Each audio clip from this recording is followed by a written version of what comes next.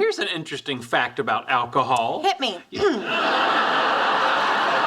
Welcome to MsMojo, and today we're counting down our picks for the top 20 running gags on The Big Bang Theory. We take the dish off, it might fit in the elevator. Yes, but the elevator's been broken for 2 years. I've been meaning to ask you, do you think we should make a call about that? We'll talk about this later. But you always say that, but we never do.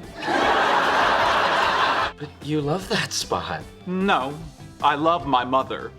My feelings for my spot are much greater. For this list, we're looking at the best jokes, gags, and moments that kept coming back again and again and made us laugh every time. Leave a comment. Leave a comment. Leave a comment. Number 20. My mother had me tested. Sheldon is definitely an odd bird, and although he doesn't want people to think he's weird, most of them do. Oh, no, I beg to differ. However, while some might also call him crazy, he has empirical evidence to the contrary. As he repeatedly assures us, I'm not crazy. My mother had me tested. we never find out much about these tests or what they were testing exactly. But not only does he consistently claim his mother had him tested, Mrs. Cooper herself confirms this as well during one of her visits to Los Angeles. Doctor says he's fine. Told you. Although I do regret not following up with that specialist in Houston. Maybe that specialist in Houston could have provided a little more insight. Number 19. Leonard is lactose intolerant. Being lactose intolerant isn't fun, but thankfully Leonard isn't intolerant to being mocked for it. Because if he were, he would be in a constant state of flatulence that no amount of open windows would fix. Its main ingredient is paneer, a farmer's cheese that would cause Leonard to render any room uninhabitable within minutes. Leonard's short stature and his asthma are also brought up often, but it's definitely his inability to digest dairy that is the most recurrent of the running gags related to his character. Sometimes Leonard brings it up in too much detail, like on his first date with Penny. Do you want some? Right, no. I'm lactose intolerant. Right. So gas. Yeah, got it. Frequently, though, it's the rest of the group that mentions Leonard's dairy-induced big bangs. Well, milk in the taters, milk in the gravy, Parmesan crust. Your lactose intolerant boyfriend will turn into a gas-filled Macy's Day balloon. Number 18. Soft Kitty. Cats in general were a running theme throughout the series, from hypoallergenic calicos to zazzy felines. I was going to name him Herman von Helmholtz, but he's so zazzy. But there is no cat-centric gag more prevalent and important than the Soft Kitty song. We first learn about the song in Season 1, when Sheldon gets sick and the guys escape to a Planet of the Apes marathon, leaving Penny to care for him. Soft kitty, warm kitty, little ball of fur. While that's the first time we hear the song, it's definitely not the last. This gag keeps on running through season after season, and even develops its own specific rules. Such as the fact that the song is only for when someone is sick, and if you mess up, you have to start again from the beginning. Happy kitty.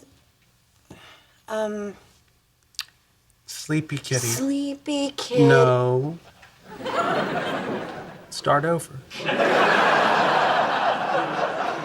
Number 17. Sheldon is a robot. Okay, so we know Sheldon isn't actually a robot, or at least we're pretty sure he isn't. And based on some questioning by Howard and Raj in Season 1, even they aren't 100% convinced. Have you ever harmed yourself or allowed yourself to be harmed except in cases where a human being would have been endangered? Well, no. I smell a robot. What we all do know is that while Sheldon may not be a robot just yet, he definitely wants to be one, and is disappointed when he calculates that he won't live long enough to make that happen. So you're upset about missing out on becoming some sort of freakish, self-aware robot? By this much.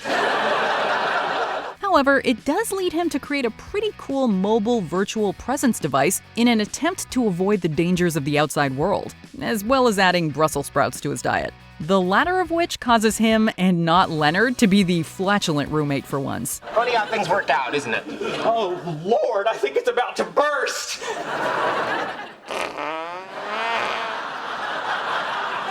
On the other hand, it might have been the Brussels sprouts. Number 16, Forgetting Stuart. When the series began, Stuart Bloom, yes, that's his last name, was a confident, talented artist and proprietor of a comic book store. Now give me the picture. Well, you drive a hard bargain, but here. All right. So, just give me a call. So, Leonard, how are you enjoying Anything Can Happen Thursday? By season 3, however, he's begun his regression into sad, depressed loner Stuart. The poor guy gets stood up by stray cats and is happy to play dead just to be a part of a group activity. Although he becomes a series regular and a part of the gang, it's a running joke that he is often forgotten about when activities are planned. I invited you to my murder mystery party. No, you didn't. Oh. Or even when there's some big news like Bernadette being pregnant. Sounds like something a member of the group might know. Yeah, birthday party first, pity party later. Number 15, Sheldon and Sarcasm. Sheldon can add up the change under a couch cushion just by sitting down, but he usually can't recognize sarcasm when it's staring him right in the face. For God's sake, Sheldon, do I have to hold up a sarcasm sign every time I open my mouth? You have a sarcasm sign? This hole in his emotional IQ is something the writers have a lot of fun with throughout the series. Initially, the humor is just in him having sarcastic comments go right over his head. But eventually, Sheldon tries to improve and starts to keep track of his stats when it comes to picking up on sarcasm. Did Leonard? I'm no expert, but I believe what we just heard from Penny was sarcasm. Ah, good. I'm 8 for 26 this month. And it goes really well. Was that sarcasm? No. Was that sarcasm? Yes. For all the Sheldons out there, yeah, that was sarcasm. Number 14, Howard doesn't have a PhD. As much as Leonard's lactose intolerance and Sheldon's not being crazy are mentioned throughout the series, there might be no single character point that gets brought up more than Howard's lack of a PhD. You're a doctor, you're a doctor, you're a doctor, you're a doctor, and Howard, you know a lot of doctors. Howard likes to tell people that engineers usually don't get one, but that doesn't stop the jokes from coming. But she has no prospects, no marketable skills, and then one day, she meets a group of geniuses and their friend Howard. For the most part, it was Sheldon commenting on Howard's PhD-less level of education, but the other members of the group also got their jabs in during the show's 12-year run. Even his loving wife chimed in on the matter. You don't want to get teased about that, get a doctorate. I have one, they're great. Number 13, the Wi-Fi password. Maybe the most impressive thing we noticed in the show is the strength of the Wi-Fi in Sheldon and Leonard's apartment.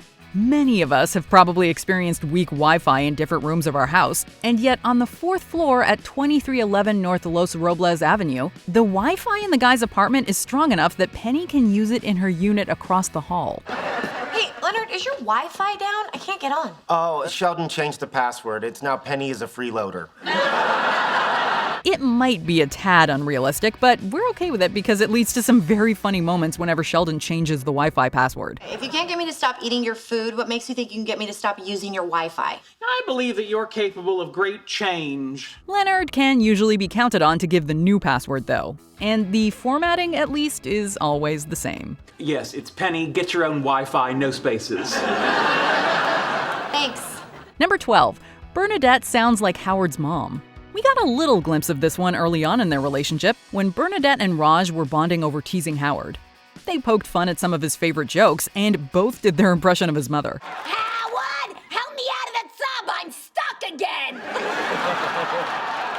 However, the next time we hear her do the voice, it isn't in jest, and it's the beginning of this funny running gag. We're very different people, Howard, so communication's a little tricky. Does he like the pancakes?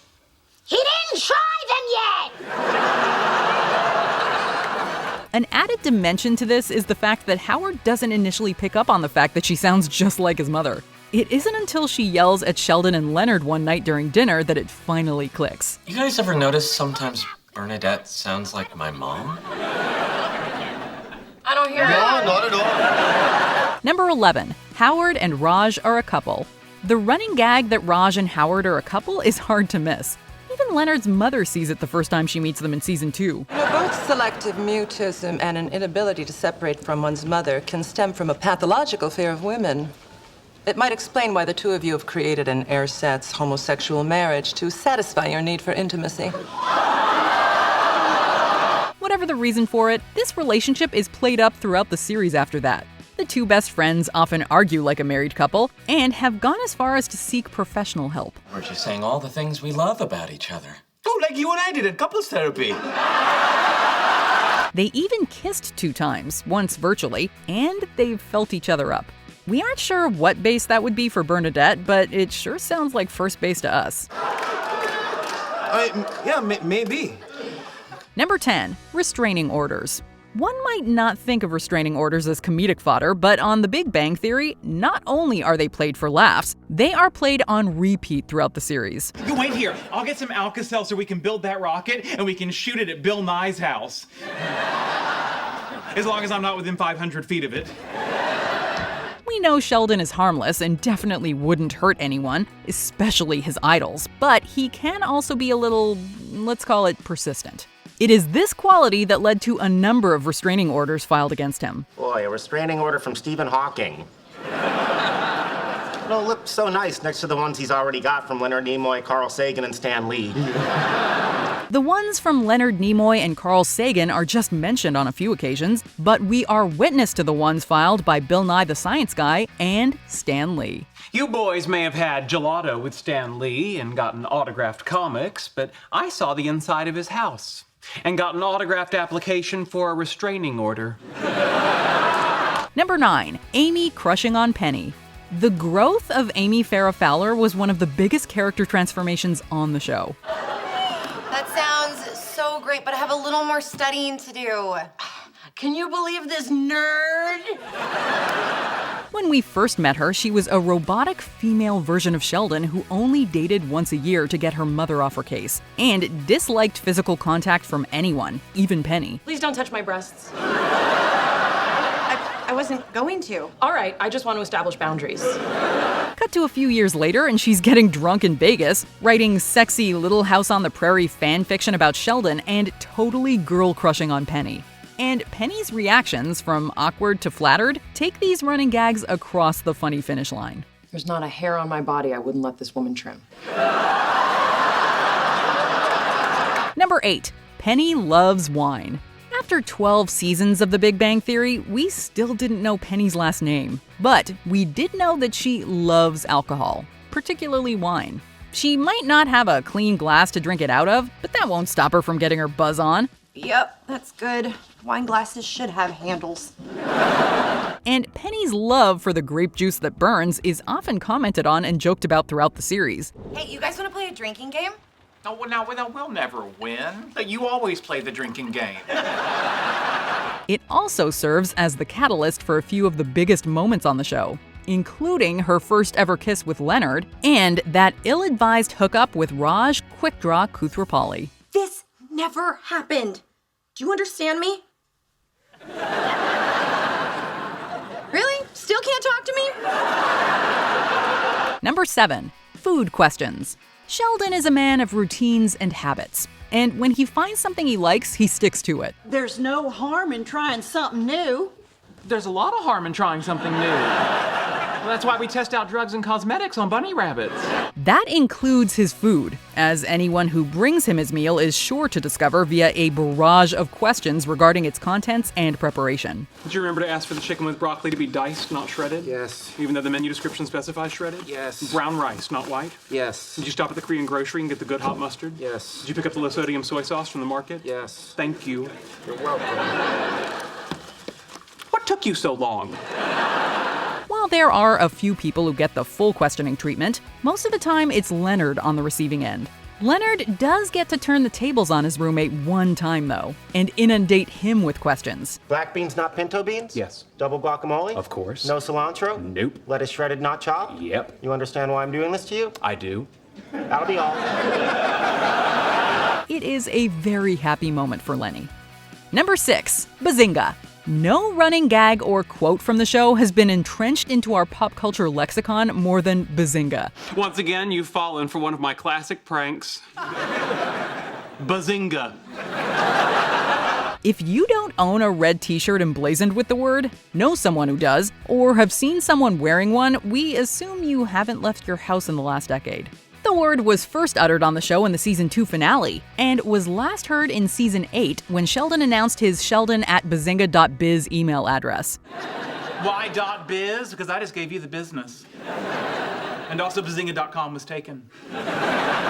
In the intervening 6 seasons, Bazinga was uttered many a time. But maybe the most memorable was the classic ball pit scene, in which Sheldon, while evading Leonard, continuously pops up out of the balls and proclaims his signature catchphrase. Bazinga. Bazinga. Bazinga. Number 5. Mrs. Wolowitz. From Cheers to Home Improvement, there is a history of television shows featuring a character whose face is never completely revealed to the audience. Maybe you shouldn't try to have all the answers and instead ask more questions. And The Big Bang Theory carried on that tradition with Howard's mother, Mrs. Wolowitz. Not only is her face never revealed, besides one brief moment passing by an open kitchen door, but she is never even seen on screen. Although she is most definitely heard. But if you keep screaming, maybe they'll hear you! Her loud, wall-penetrating screams are an integral part of the show, and a running gag that continued until the sad day she passed away. I didn't care for her yelling. But now that I'm not going to hear it again, I'm sad. If you want, I can yell at you later. It won't be as good. Number 4. The Roommate Agreement. While a great laugh-filled running gag for fans of the show, the roommate agreement was anything but funny for Leonard. I don't care. I'm done. Hold on. Are you saying that you want to invoke Clause 209? I don't know what that is, but if it means I can go home and sleep, then yes. Think carefully here. And in fact, it was the cause of much of the anguish he had to endure for all those many years that he and Sheldon lived together. Now, some provisions probably didn't cause Leonard much stress, like clauses for zombie apocalypses and correct flag usage. Never fly it upside down. Unless the apartment's in distress. However, there were many items in said agreement that did annoy and enrage Leonard, and even led him to retain a lawyer one time, albeit one that he was sleeping with. Schooled. Legal principle is ambiguity in a contract benefits the party that did not draft it. In this case, Leonard. So much for count 1. But there's no but, Sheldon. That's how the law works. Schooled. Number 3. Sheldon's Spot. It is the singular location in space around which Sheldon's entire universe revolves, and it's the running gag that began on the very first episode. It is, of course, Sheldon's Spot, and if you know nothing else about it, you know not to sit in it. And if you don't know that, you find out pretty quickly, as Penny did in the pilot episode. In the winter, that seat is close enough to the radiator to remain warm, and yet not so close as to cause perspiration. In the summer, it's directly in the path of a cross breeze created by opening windows there and there. It faces the television at an angle that is neither direct, thus discouraging conversation, nor so far wide as to create a parallax distortion. I could go on, but I think I've made my point. Sheldon's Spot is an ever-present running gag that even extends beyond the apartment into his parking spot at the university. The fact that he doesn't have a car is irrelevant. Maybe they reassigned it because you never use it.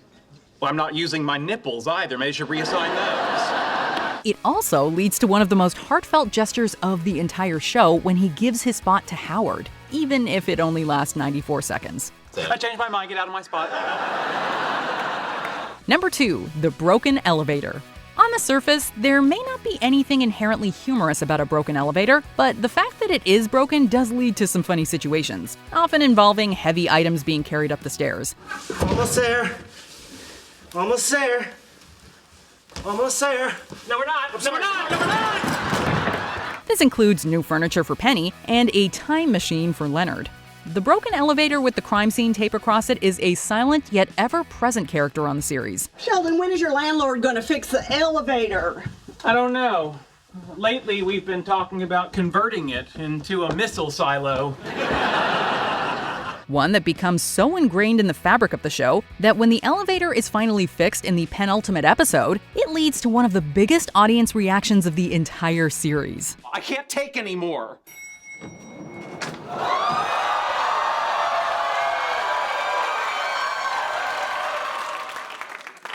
Can you believe it? They finally fixed the elevator. Number 1. 3 knocks. This is definitely one of the best jokes on the show, but it also is the one that almost never happened. I bet that started off as a joke, but by the third one you realize there was something strangely enjoyable about it. Yeah, I kind of want to do it again. If we go all the way back to the second episode of the series, the first time we ever see Sheldon knock on a door, he only knocks once. This one knock anomaly aside, for the next 12 years, his multi-knock obsession is a constant running gag. Penny? Sheldon? Penny? Sheldon? Penny? Like the broken elevator, Sheldon's knocks become so important to the show that in season 10, he even confides in Penny the reason he does it. And another burning fan question is answered. I mean, the first one's traditional, but 2 and 3 are for people to get their pants on. Now, if only they would have told us Penny's maiden name. Do you agree with our picks? Check out this other recent clip from MsMojo. And be sure to subscribe and ring the bell to be notified about our latest videos.